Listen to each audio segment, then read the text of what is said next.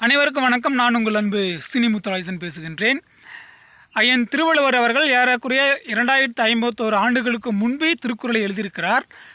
அந்த திருக்குறளானது உலக மக்களின் வாழ்வுக்கு தேவையான அனைத்து சித்தாந்தங்களையும் அனைத்து கருத்துக்களையும், ஏன் ஒரு அரசனே எப்படி ஆட்சி செய்ய வேண்டும், மக்களை எப்படி நடத்த வேண்டும், எப்படி வரி செலுத்த வேண்டும், வரி வசூலிக்க வேண்டும் போன்ற பல்வேறு கருத்துக்களை எல்லாம் உலக மக்களுக்கு தேவையான அனைத்து கருத்துக்களையும் மிக தெளிவாக எடுத்து கூறியிருக்கிறது திருக்குறள்.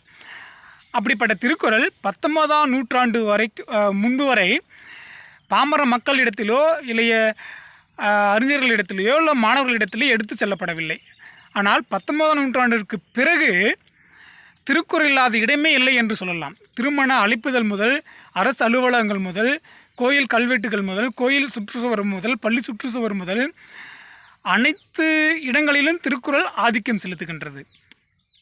ஆக 19ஆம் நூற்றாண்டுக்கு முன்பு இல்லாத வளர்ச்சி 19ஆம் நூற்றாண்டுக்கு பிறகு ஏன் இப்படிப்பட்ட மிகப்பெரிய வளர்ச்சி திருக்குறளுக்கு கிடைத்தது என்று ஆராய்ந்து பார்க்கும்போது தான் ஒரு செய்தி நமக்கு கிடைக்கின்றது. அதாவது 1949ஆம் ஆண்டு ஜனவரி மாதம் 15, 16ஆம் நாட்களில் ஒரு மாநாடு நடத்தப்படுகிறது. அந்த மாநாட்டில் உலகத்தில் உள்ள தலைசிறந்த தமிழ் அறிஞர்களை எல்லாம் ஒன்று கூட்டி முழுக்க திருக்குறளின் சிறப்பம்சங்களை விவாதிக்கின்ற ஒரு மாநாடாக மட்டுமே நடைபெறுகின்றது. ஆக அத்தனை பெரிய மாநாட்டை மக்களுக்கு தேவையான திருக்குறளை மக்களுக்கு எடுத்து செல்ல வேண்டும் என்று ஒரு மிகப்பெரிய பணியை செய்தது யார் என்று பார்த்தோமேயானால் தந்தை பெரியார் அவர்கள்.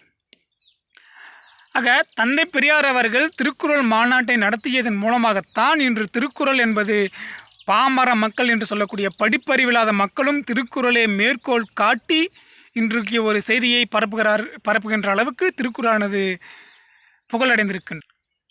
திருக்குறள் மாநாட்டை நடத்தியதோடு மட்டுமல்லாமல் இன்றைக்கு உலகில் இருக்கக்கூடிய கணினியிலாகட்டும், நாம் எழுத்து வடிவில் பயன்படுத்துகின்ற தமிழ் மொழியாகட்டும், அந்த மொழியின் சீர்திருத்தத்தை செய்து தமிழுக்கு பெருந்தொண்டாற்றியவர் தந்தை பெரியார் அவர்கள் தான். நம்மளாம் ஒரு 20 ஆண்டுகளுக்கு முன்பாக அடைகடையில் அடை வைத்தோமேனால் அவர்கள் எழுத்து பார்த்தோமேனால் நம்மளுக்கு புரியும் அந்த காலத்தில் தமிழ் எழுத்து எப்படி இருந்திருக்கிறது என்று. நை, பெரிய கொம்பு, சின்ன கொம்பு இதெல்லாம் பார்த்தோமேனால் உங்களுக்கு அந்த வித்தியாசம் தெரியும்.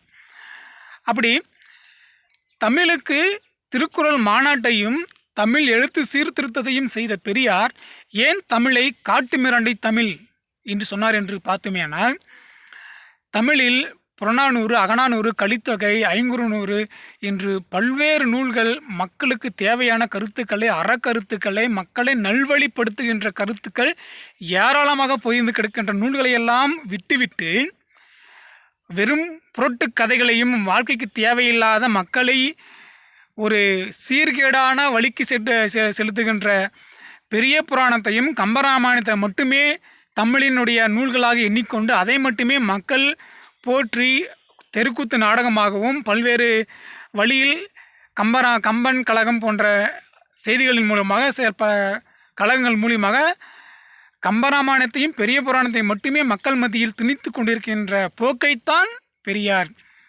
காட்டுமிராண்டி தமிழ் என்று குறிப்பிடுகிறார்.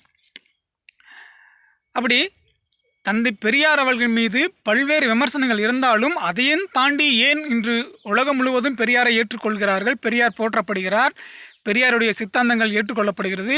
இன்றைக்கு உலகிலேயே மூன்றாவது இடத்தில் இருக்கின்றது கடவுள் மறுப்பாளர்களின் எண்ணிக்கை. அந்த அளவிற்கு பெரியார் செய்த தொண்டுதான் நம்ம எல்லாம் இன்று பகுத்தறிவுக்கு இட்டு செல்கின்றது.